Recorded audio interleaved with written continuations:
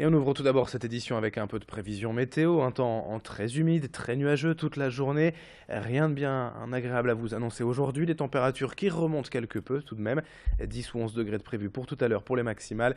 On en reparle juste après le journal. Et cette édition, on démarre avec les images de la cérémonie d'hommage hier à Ludovic Boumbas. Ce Lillois, mort le 13 novembre à Paris, à la terrasse de la Belle Équipe. Comme d'autres ce soir-là, Ludovic est mort sous les balles des terroristes, tué en protégeant l'une de ses amies. Un héros ordinaire qu'a voulu célébrer hier la mairie lors de cette cérémonie en lui remettant à titre posthume la médaille d'or de la ville. Toute sa famille, ses amis étaient présents pour saluer sa mémoire.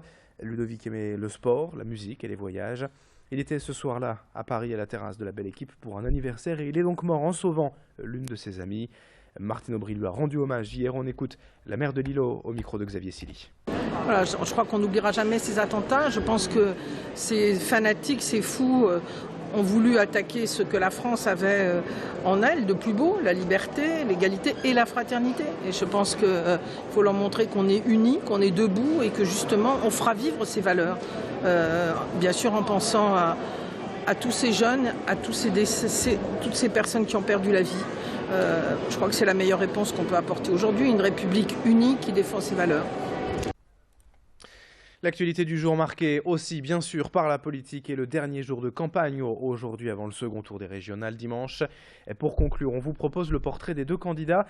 Marine Le Pen et Xavier Bertrand vont donc s'affronter dimanche pour la présidence du Conseil régional. Et si les tout derniers sondages donnent un léger avantage au leader des Républicains, 53-47 selon plusieurs instituts, le scrutin s'annonce quand même très serré. Le vote des abstentionnistes sera déterminant. Idil Gunaï vous présente donc en 1 minute 30 ces deux candidats. Voici le portrait de Marine Le Pen.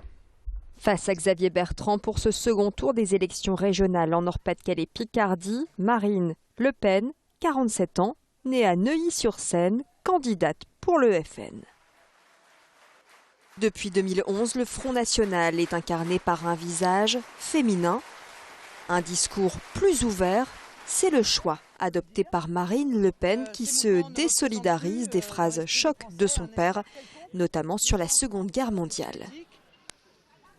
Une image plus lisse et un ton plus mesuré, mais des thèmes de prédilection inchangés, l'immigration massive, l'insécurité ou encore la laïcité. L'image et le discours, Marine Le Pen maîtrise, elle qui a commencé sa carrière en tant qu'avocate. En 1998, elle a tout juste 30 ans quand elle s'engage en politique. Elle devient conseillère régionale du Nord-Pas-de-Calais puis d'Île-de-France, avant d'être élue conseillère municipale à Hénin-Beaumont et de siéger au Parlement européen. Pour ces élections régionales, dès le premier tour, Marine Le Pen a réuni 4 électeurs sur 10 et estime avoir convaincu près de la moitié de l'électorat nordiste. Quand d'autres pointent du doigt son manque de légitimité, d'expérience et une candidate davantage motivée par les enjeux de 2017 que par l'intérêt de la grande région Nord-Pas-de-Calais-Picardie. Et n'oubliez pas bien sûr notre grand direct dimanche soir 19h30 avec toutes nos équipes mobilisées depuis les QG de campagne de Marine Le Pen à Hénin-Beaumont et de Xavier Bertrand à Saint-Quentin pour les premiers résultats des 20h. Et les premières réactions ont bien sûr des deux candidats et du prochain président du Conseil régional. Et dans le reste de cette édition, une autre image d'actualité pour évoquer aujourd'hui le travail de l'association CAFES. Les familles concernées par l'emprise sectaire trouvent ici un refuge, un accompagnement. Aujourd'hui, des parents dont les enfants sont partis combattre en Syrie, l'association en accueille tous les jours. Ces bénévoles orientent ces familles vers des psychologues, mais passent aussi beaucoup de temps à leur écoute, car ces parents vivent dans la peur de voir leur enfant se radicaliser et s'éloigner. Et malgré le risque d'attentat que tout le monde comprend, il est très difficile pour eux de dénoncer leurs proches, leurs propres enfants. Un numéro vert existe pour ces familles, mais le plus important, c'est d'être à leur côté, de les soutenir face à ce phénomène terrifiant. Explication de l'une des bénévoles de l'association lilloise au micro de Céline Huret. On emmène des jeunes gens en Syrie. Elles ont du bon sens, ils ont du bon sens au départ. Ils vont dire non.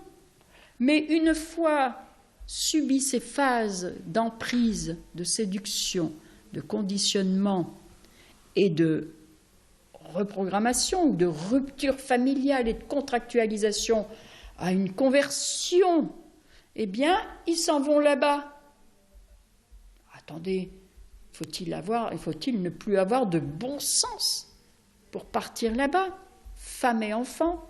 Donc c'est bien un autre projet qu'on leur a mis dans la tête. Il faut faire de l'humanitaire, il faut aller aider nos frères là-bas au Moyen-Orient. Et donc ils vont partir à la fin de cet endoctrinement, ils vont partir là-bas, mais une fois là-bas, ils sont complètement sous emprise. Et puis toute autre chose, un peu de sport pour terminer avec du football et la Coupe de France, les 32e de finale. Le match, l'affiche de rêve entre Ouaskal et le Paris Saint-Germain aura donc lieu au Stadium Lille Métropole. C'est désormais officiel, le dimanche 3 janvier 14h15. Pas d'infos pour le moment à propos de la billetterie, mais ça ne saurait tarder, on vous en tiendra bien sûr informé. Notez également ce match pour le LOSC à domicile au stade Pierre-Mauroy demain soir. À 20h, les Lillois accueillent Lorient pour la 18e journée de Ligue 1 et puis un derby en basket féminin. Dans le même temps, à Villeneuve d'Ascq au Palacium, à 20h demain, le SBVA accueille Arras. 7h21 en direct sur Grand Lille TV. Dans un instant à suivre la météo du jour et l'infotrafic en temps réel. Très bon réveil à toutes et à tous.